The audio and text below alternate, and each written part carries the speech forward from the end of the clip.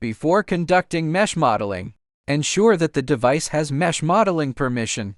If not, you need to register in advance. During data calculation, we need to check whether the computer configuration meets the requirements.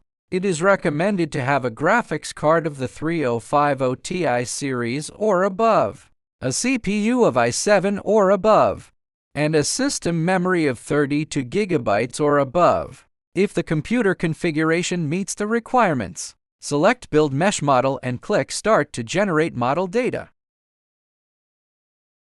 If we have already generated the point cloud, we can directly click Mesh Modeling in the SLAM processing module of the software to generate the model.